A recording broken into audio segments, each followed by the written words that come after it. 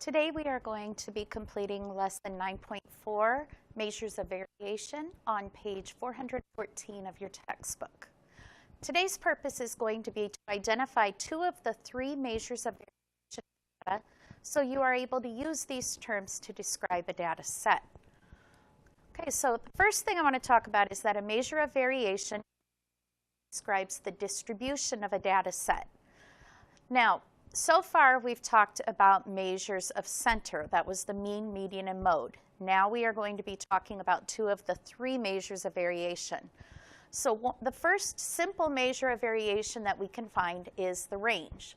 The range of a data set is the difference between the greatest value and the least value. So put simply, we're just going to take the largest value and subtract the smallest.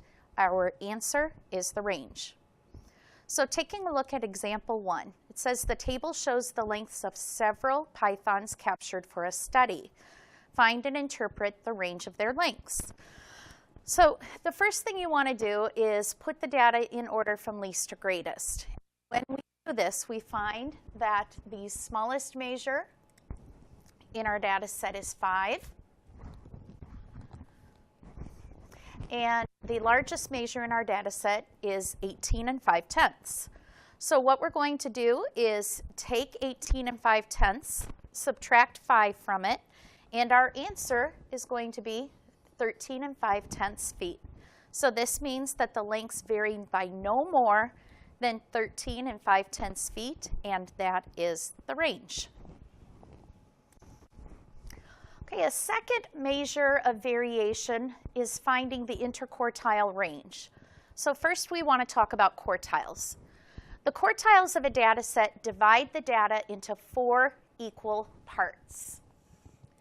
Recall that the median divides the data set into 2 halves. So the median can also be known as the second quartile. So in order to divide the data set into 4 equal parts, we first have to find the median to divide it into 2 equal parts.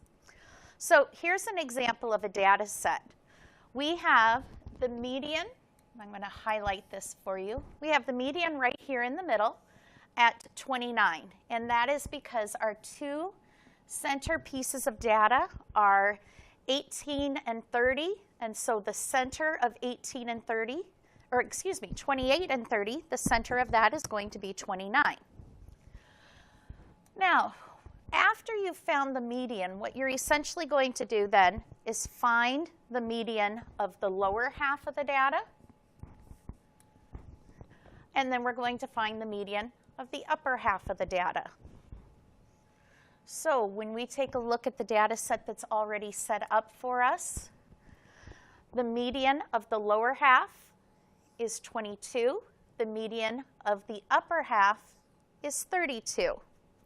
So we say that the first quartile is 22, and the third quartile is 32.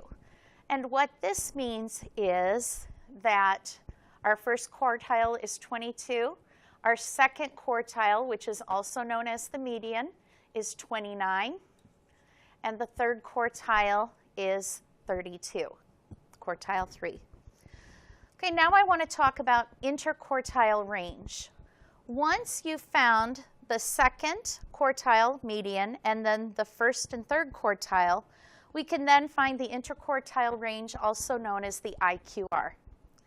The IQR is the difference between the third quartile and the first quartile. Okay, so the IQR represents the range of the middle half of the data and is another measure of variation.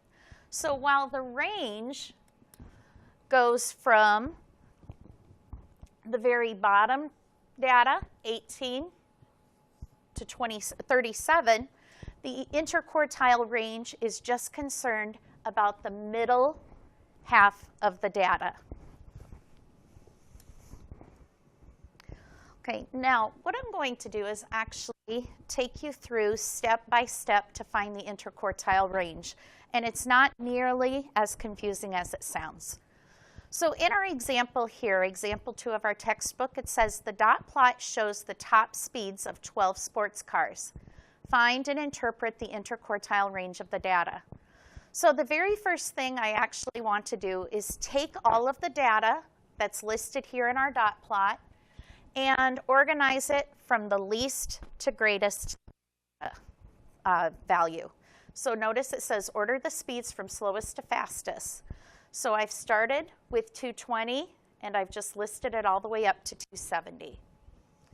So step 1 is going to be to find the range. So when I'm having to find the range and the interquartile range, I like to start off just by underlining the data values first to find the median. So I'm going to find the median by canceling off 1 from each end. 1, 1, 2, 2, 3, 3. And I'm just going to keep going until I find the middle value.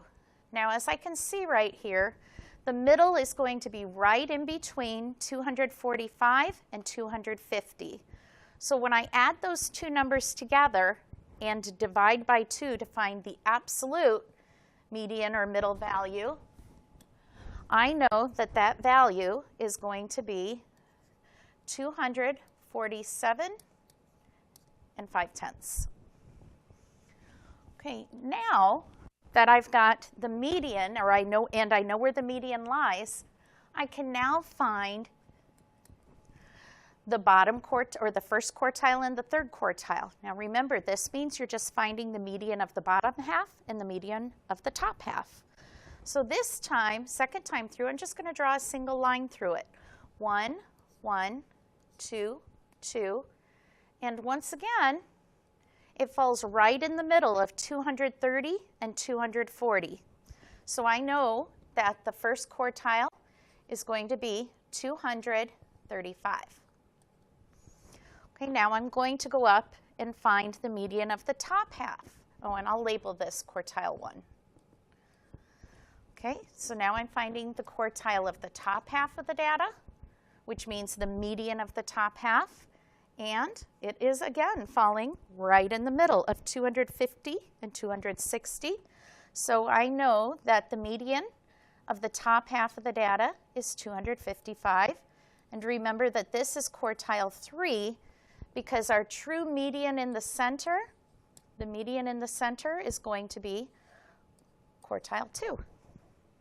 Okay, now to find the interquartile range, I need to take quartile 3, which is 255, and subtract quartile 1, which is 235. And when I subtract those, I get a value of 20. So I know that the interquartile range is going to be 20. This means that the middle half of the speeds vary by no more than 20 miles per hour, meaning this center 50% of the data, I'm going to circle it here for you, pick a new color, meaning this center part of the data